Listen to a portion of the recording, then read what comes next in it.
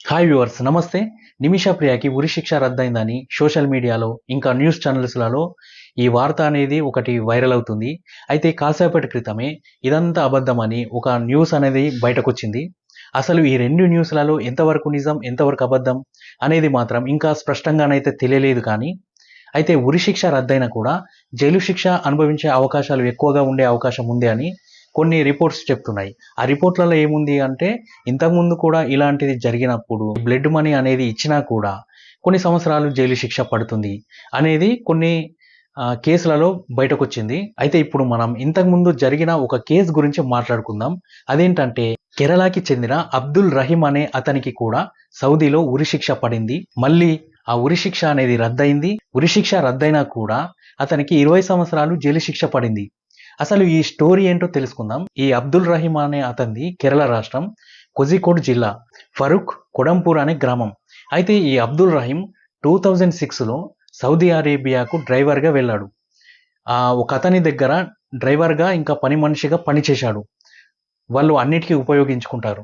అయితే అతనికి ఆ యజమానికి 15 ఏళ్ల కుమారుడు ఉండేవాడు.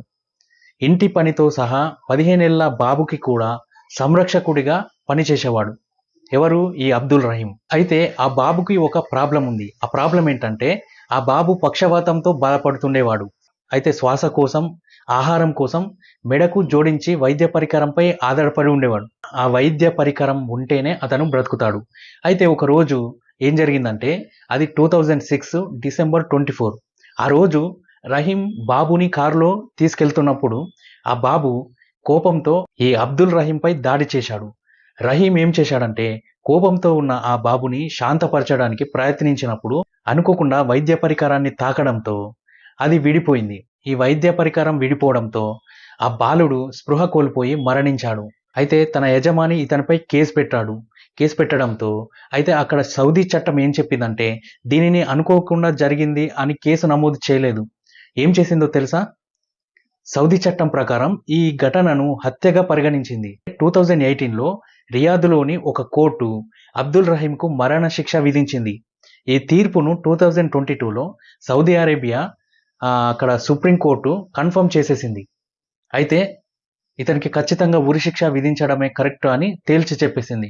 చనిపోయిన ఆ బాబు కుటుంబం మొదట్లో రహీంకు క్షమాభిక్ష ఇవ్వడానికి అసలు ఒప్పుకోలేదు. అయితే క్షమాభిక్ష ఎలా అంటే బ్లడ్ మనీ అన్నమాట. అతనికి వాళ్ళ కుటుంబానికి డబ్బులిచ్చి క్షమాభిక్ష కోరుకోవడం అన్నమాట. ఆ కుటుంబం ఒప్పుకోకపోవడంతో ఉరిశిక్ష ఖచ్చితంగా వేస్తారు అని అందరూ నిర్ణయించుకున్నారు. అందరూ అలా అనుకున్నారు. అయితే 2024లో ఏం జరిగిందంటే, కేరళలోని వ్యక్తులు వీరంతా కలిసి ప్రపంచవ్యాప్తంగా ఈ కేరళ వాళ్ళు ఎక్కడ పడితే అక్కడే ఉంటారు.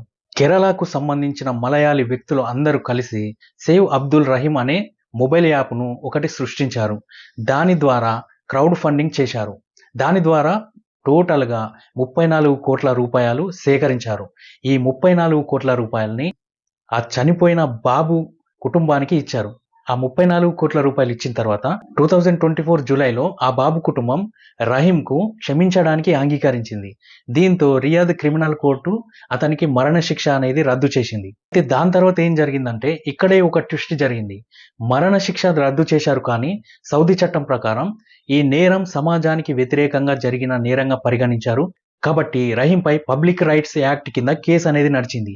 అయితే 2025 మే 26న రియాద్‌లో ఉన్న క్రిమినల్ కోర్టు అతనికి 20 సంవత్సరాలు జైలు శిక్ష విధించింది. అయితే రహీం ఇప్పటికే 18 సంవత్సరాల 5 నెలలు జైల్లో గడిపినందున 2026 డిసెంబర్లో విడుదలయ్యే అవకాశం ఉంది. అయితే ఈ కేసులో కేరళ ముఖ్యమంత్రి పినరాయి విజయన్, వ్యాపారవేత్త అయిన బాబీ చెమ్మనూర్, ఇంకా ఈ అబ్దుల్ రహీం యొక్క లీగల్ అసిస్టెన్స్ కమిటీ వంటి సంస్థలు ఇందులో కీలక పాత్ర పోషించాయి.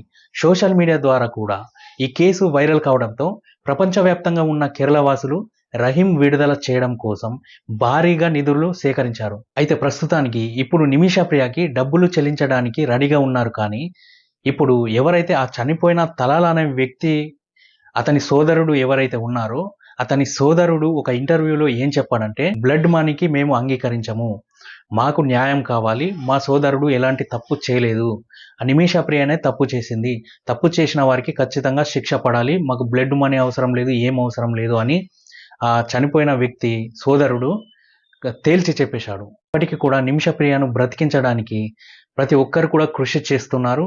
ఇటు కేఏ పాల్ గాని, ఇంకా అబూబకర్ అని కేరళకు చెందిన ఒక మత పెద్ద ఇతను అబూబకర్, ఇంకా అక్కడ యెమెన్‌లో ఉన్న కొంతమంది మత పెద్దలతో ఈ అబూబకర్ అనే వ్యక్తి చర్చలు జరిపి, ఇంకా మన భారత ప్రభుత్వం కూడా దీని గురించి చాలా తీవ్రంగా చర్చలు జరుపుతుంది ప్రస్తుతం. చూడాలి మరి నిమిష ప్రియకు ఉరి శిక్ష అనేది తప్పుతుందా? లేదా జైలు శిక్ష కొద్ది రోజులు విధించే అవకాశం ఉందా అనేది.